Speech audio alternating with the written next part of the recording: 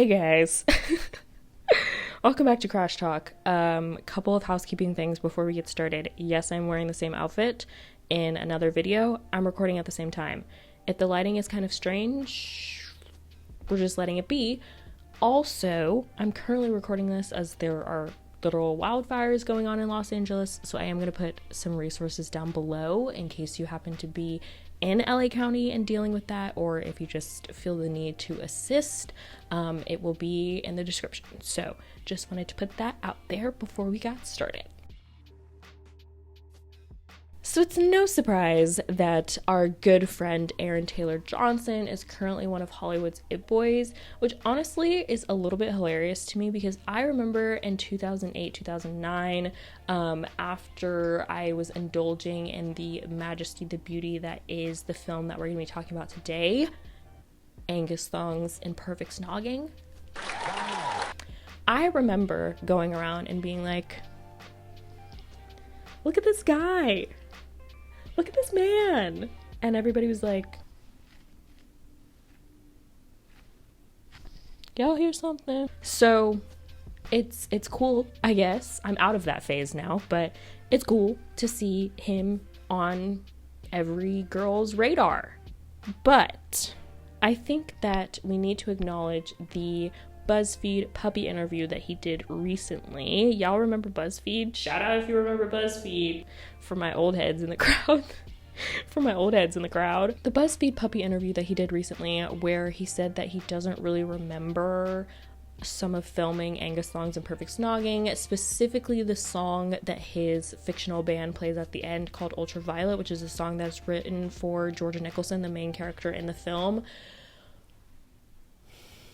And I need you to understand how much hot guy that you're dating in band writes a song for you, about you, that he plays at your 15th birthday party wearing a t-shirt that says Angus rocks, aka your cat rocks, on it, after he just told the mean girl that he was dating before that he thinks that you're perfect. How much that changed my life. So it was very disturbing to me personally that he did not remember. So strap in, everyone, because if it is anything that is my personal duty, it is to make sure that no one forgets this piece of cinema. This film came out in 2008. Shout out to Grinda Chadha, who directed this film. You did your thing, girl. You did your thing. Let me tell you, this is the best piece of British cinema to date. The colors, the vibes, the textures, the energy, it's just so no misses, okay? And you might be saying, Ayana, aren't there scenes where they're wearing skirts over brightly colored tights with bright socks on, wearing flats? And I'll say, yes. And what was more 2008 than that? There was no one that was doing fashion like them. Hannah Montana, she was knocking on their door, asking for advice. Now this film, if I was a Russian nesting doll, I think that this film would sit somewhere between the second and third layers. It is very integral to understanding me as a person, and I will tell you why in my recap of this film. Let's go. We start out seeing our main girl, our main baddie, Georgia Nicholson, who is that bitch, okay? And she's walking to a party, Halloween party, just a costume party, doesn't really matter, because she's dressed, okay? Is she in a stuffed olive costume? She is. And let me tell you something, that costume is iconic. And if I can recreate it for Halloween this year, just know. I did stumble over my words there. Yeah, and I'm not even going to cut that out. Just know I would. So she gets to this party. Immediately, all the loser, lame-o wannabes who don't understand fashion are like, ew, she looks so lame. Why is she dressed as a stuffed olive? And she's like, y'all bitches don't understand anything. Goes over to her friends that are standing in the corner, also not dressed as hors d'oeuvres, as they discussed. And she's like, why aren't you guys dressed as hors d'oeuvres? I promise. Hop on. Her best friend goes, boys don't rate girls for funniness. Okay, first of all, to assume that I'm doing this for men, rude and disrespectful. Second of all, you're correct. However, comma, it doesn't matter. Also, yes, boys do, but it's fine. It's fine. Cue the best opening credits scene in any film ever. Actually, I take that back. Spider-Man Into the Spider-Verse, all of the Spider-Verse films might give them a run for their money. But still a very good scene where we have Georgia running through the streets of Eastport, United Kingdom, dressed as a stuffed olive. Earthquake. Yep, we're having an earthquake. Like, we just won. We just won. This film, to me, with all of its quotes and all of its moments, feels a very, like, 2008 version of Clueless. And it's because it's so quotable. It's because it's so iconic in all of its things. And I love it. And also, I will just say that this film is, like, it is cringy. It is. I will say that. And I think part of the film is kind of meta in that way, because I think that part of the film is about getting older and maturing and being okay with certain things that are considered cringy, because maybe cringe is just authenticity. Like, let's talk about it. All in the same breath, we do get a lot of silly, goofy moments. We get a lot of silly, goofy montages. We get a lot of silly girl math. It is... yeah, so just be prepared for that as I continue through the story. Georgia Nicholson, she is that girl. As I mentioned, she's 14 and she's ready to roll, okay? She's not a munchkin. She's not an elf. She's a sophisticated woman. And being that sophisticated woman, yes, she does wear a bra, even though sometimes it bunches up when she runs for the bus. And her birthday's coming up and she wants to rent out a club with a DJ, okay? None of that little community center bullshit. She's trying to go up to the big leagues, all right? And her parents are like, can you please be for real, even for a moment? Of course, being 14, Georgia has to go to school, which she's like, this is basically captivity, free me. You've got Dave the Laugh over here, who's making boys laugh with fart jokes. You've got Slaggy Lindsay, who's the antagonist of the film, girl in a grade above, and she's like got her boobs out, whatever. But things that make school a little bit better. One, Georgia's Ace Gang, which is basically her friends Jazz, Ellen, and Rosie, who are like her besties, just as weird as she is. And also, the two new hot boy toys named Troy that show up and just sweep the girls off their feet, truly. And thus proceeds a silly montage where we must stalk said boys set to silly music. I just love it so much. So as they have spotted these new boys, they have decided that they must have them. And of course, Gaslight Geeky Girl Boss, let's make a plan to get them. Phase 1. Hang out in their mom's organic food shop, get to know them, figure out which twin Jazz or Georgia wants. This scene is great. We get a Keira Knightley name drop, which is just so 2008. We also get a fantastic line from Robbie, who is the twin played by Aaron Taylor Johnson and the twin that Georgia ends up falling for, where he says, "Can't have my brother 7 good-looking girls without a cup of tea." You can go ahead and tell me that I nailed that. Thank you. They leave the shop after talking to the boys for a little bit, and it is a little bit of two delusional besties just being like, exactly.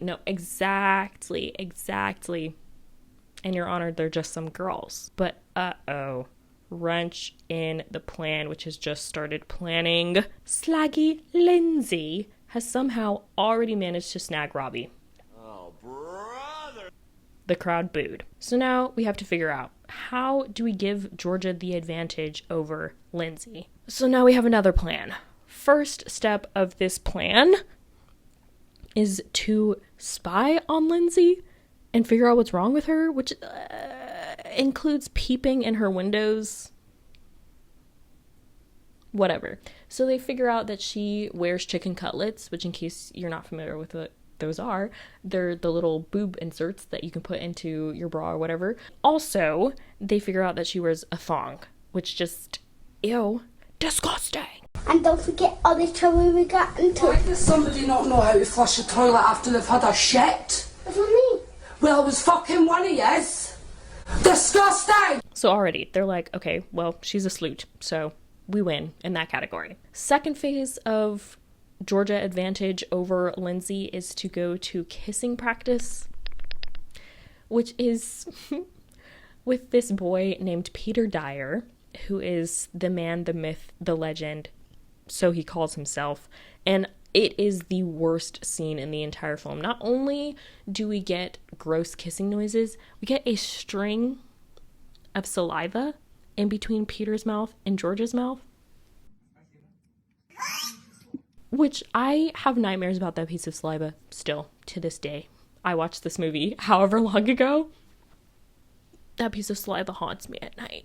Last step in this equation of figuring out how to get the advantage over Lindsay, the Angus advantage, aka Georgia has a cat and Robbie likes cats, so she's gonna guess like gatekeep girl boss, pretend like her cat goes missing to ask Robbie to help her look for her cat that's not actually missing. Keep up. That way he'll see how much better she is than Lindsay and how much they have in common, and he'll have an ego boost from finding the missing cat, and Georgia will get a celebratory snog-thon.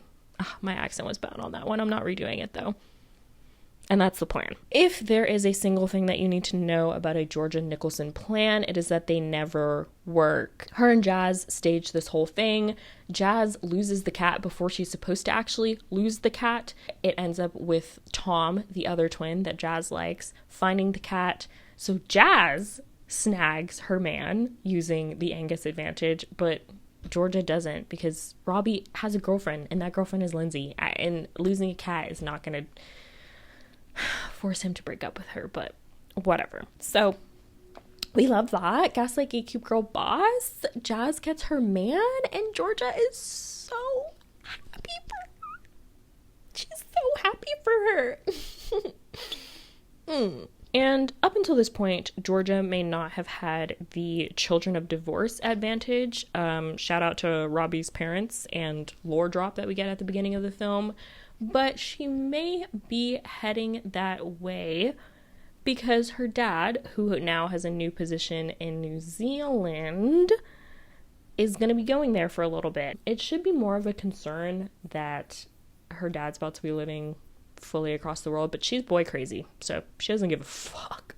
And honestly, things just keep getting worse for Georgia because, Peter Dyer, remember Saliva Boy? Yeah, he's obsessed with her because she was the best student that he'd ever had. Help me! Ew. Also, her mom hires this hunky builder to renovate their house, and she's being a little bit flirty with him. And worst of all, the most disrespectful of all behaviors coming from her best friend Jazz, who's basically ignoring her to hang out with her boyfriend Tom. Yeah, we're gonna need to rectify that immediately. Okay? Immediately. Oh, and she's wearing a thong. So, disgusting! After Jazz basically convinces Georgia that she's not ignoring her, she's just acting as a spy for Georgia to peep on Robbie and Lindsay. Child. Anyway, so Georgia's like, okay, we're besties again. And Jazz, who is on her makeup tour, her YouTuber apology video, if you will, with her friends, gets them invited to this party where things just continue to devolve for our good friend Georgia. Peter Dyer is at this party and he basically tackles her to the ground trying to kiss her. Of course, walking past at this exact moment are Jazz and Tom and Robbie and Lindsay, and of course on display are Georgia's underwear. I'm trying to figure out how they managed to put this in a kid's movie. She, after that, is like, Mayday, Mayday, I need to figure out a way to talk to Robbie or else I'll die. And Jazz is like, calm down. Him and Tom are going to the pool later without Lindsay. Why don't you just go talk to him then? Georgia and Jazz and Georgia's little sister, who I haven't even mentioned this whole time, they head out to the pool. Georgia manages to talk to Robbie and she's like, hey, I know what you saw. I know what you saw, but what you thought you saw, you didn't see.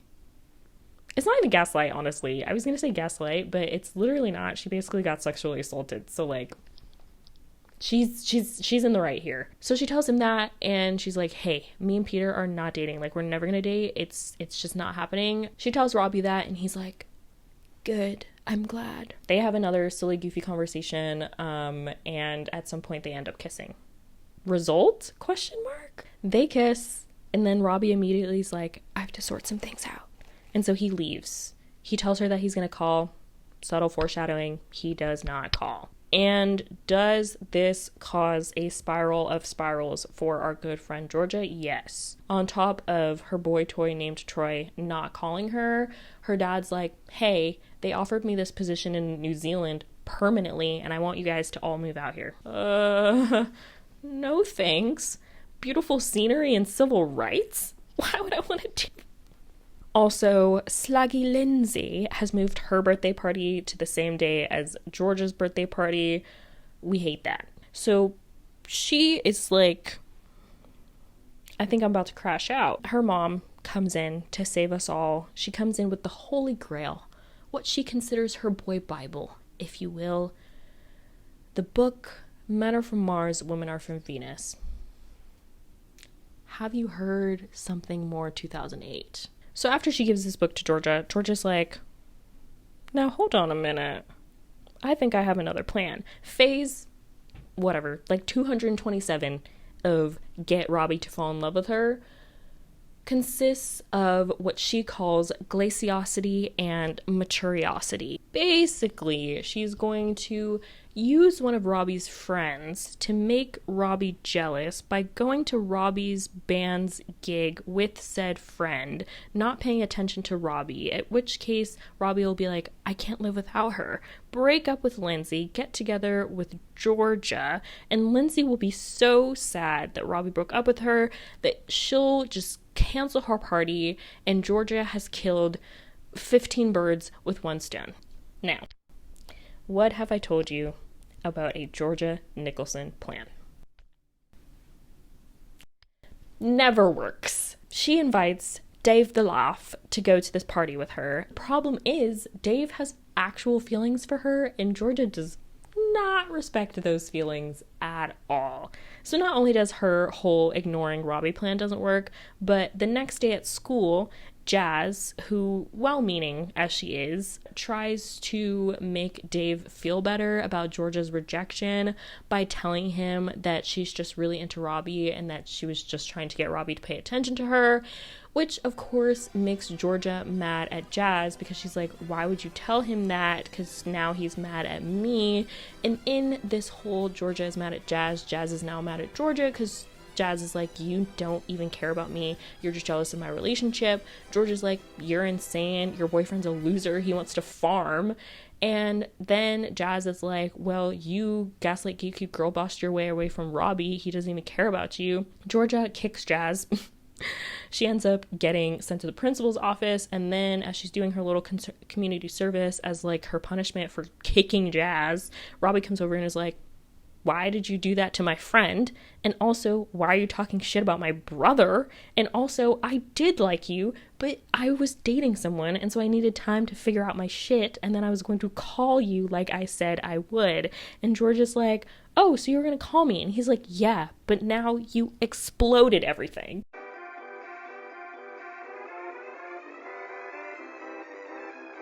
And so, the tale of Georgia Nicholson has taken quite a sour turn. Yes, it has. Basically, Georgia is a friendless, boyless, dadless loser at this point, and she is losing her mind a little bit. She's like, my mom is off salsa dancing with this hunky builder. I'm going to my dad's office because I want him to come home because why is my mom off salsa dancing with this hunky builder? And as she comes to from having this complete meltdown, she's like, you know what? I have been being a horrible person. And honestly, it is very much like a reap what you sow moment of the film. Because yes, she has been being incredibly selfish the entire time. So it makes sense that now she's kind of having this like come to Jesus moment and is like, I need to chill out. Several steps. of chilling out, because if there's one thing that you need to know about a Georgia Nicholson plan, it's going to have several steps, and it 75 to 99% of the time is not going to work, but I digress. Part of her get her life together plan is, one, to accept the fact that she's moving to New Zealand and to like get herself ready for that, which includes cleaning her room, which includes eating better, no more fried food. She also starts doing yoga, and she starts listening to dolphin noises because they're like smart. She decides she wants to mature, and maturing means no more being selfish and also no more reading trashy magazines. Another important step in this plan is to dye her hair. She wants to do a new look, new her, because what is a white girl crash out without fucking up your hair? And in this, the very last step is she wants to go talk to Robbie about his parents' divorce? Question mark, which, you know, kind of turns into her actually apologizing to him, which is good. Though it did start with her being like, I wanted to ask about your divorce, which is crazy. She finds him on this beach sitting there for some reason, and she's pouring her heart out to him. She's like, I'm sorry. I know I acted horribly. I was being so immature, blah, blah, blah. And in the middle of this, he goes, I broke up with Lindsay. Okay. And can I finish? So he tells her that he broke up with Lindsay. She's like, oh. He also tells her that he wrote a song about her. And she's like, oh. And he's like, yeah, it's called Bitch in Uniform. Gagged. Gagged. It's one of my favorite lines of the film.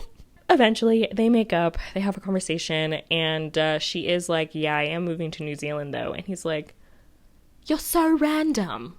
Real. Whatever, it's fine. They'll enjoy the time that they have left with each other, basically. And now it's birthday time. So Georgia's birthday rolls around. Her mom surprises her with a little cake and also a bunch of money to go out and buy a new dress because they're going out dancing tonight. And she's like, I do not feel like doing that, actually. But okay, I will for you. So they go to this club. She's like, Mom, this club is literally so lame. It's so dead. And her mom's like, what? That's so crazy. Oh my gosh, come up this secret passageway and stand in front of this curtain. And then, surprise! It's a surprise party in a club with a DJ. And yes, her bestie, Jazz helped her mom set up the whole thing. So now Georgia and Jazz have made up. I don't even remember if she actually apologizes to her for what she says. I think she does. We're starting to get W's. She has her boy. She has her friends. What were we missing? Oh, right. Her dad. Guess what? He's back after her crash out where she went to his office and was like, please, let my dad come home. Her dad gets offered a wonderful position in Eastport. We love to see it. The hunky builder that she thought her mom was flirting with is gay.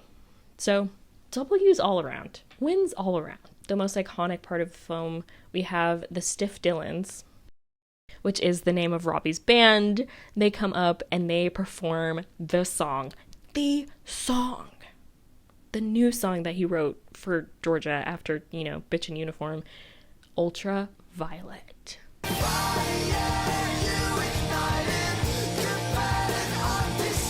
Honestly, Jonas Brothers, been real quiet.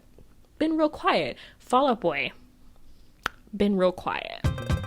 She's really good. So as they're performing this song, Slaggy Lindsay, who just will not let this go, comes up, interrupts, and we get the best line of the entire film. I'm going to try and recreate it now. Georgia Nicholson is a lad-nabbing lech who can't keep her hands off other people's boyfriends.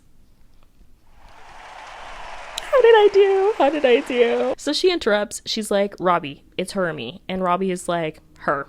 And that ends that storyline, I guess. Then we get back to partying.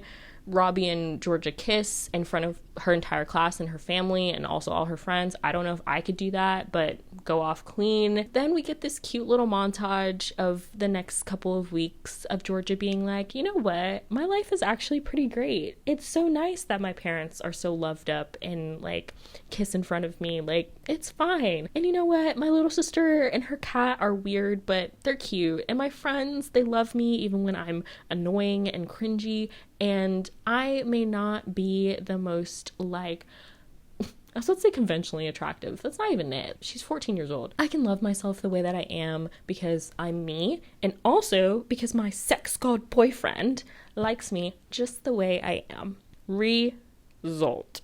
Put another montage, slow-mo, walking down the street in there, roll credits. And that's it. That's the film. I love this movie.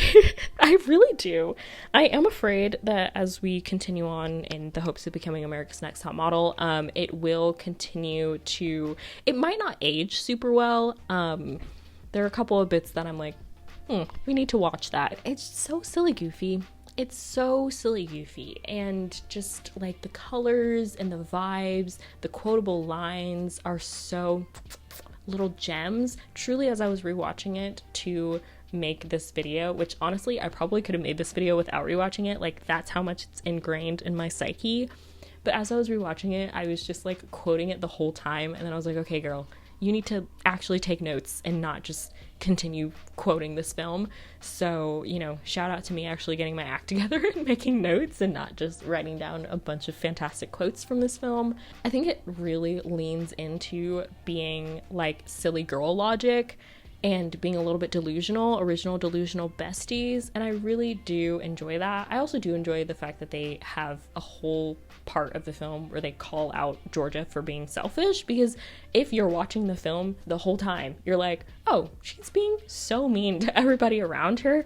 And yes, part of that is just being like a 14-year-old girl, but we can always be held accountable for our actions. Let me know what you think. If you ever run into Aaron Taylor Johnson and you just want to show him this video to make sure that he remembers Angus Thongs, I'd appreciate it. If you were a Russian nesting doll, this is my final question to pose to the audience. If you were a Russian nesting doll, what would be at the center? Because as I said, I think this film would be somewhere near the center of understanding me. But that's all I have for you guys today. As I mentioned, I'm going to put some wildfire resources in the description below, so assist or be safe if you can, and I'll see you guys next time. Bye.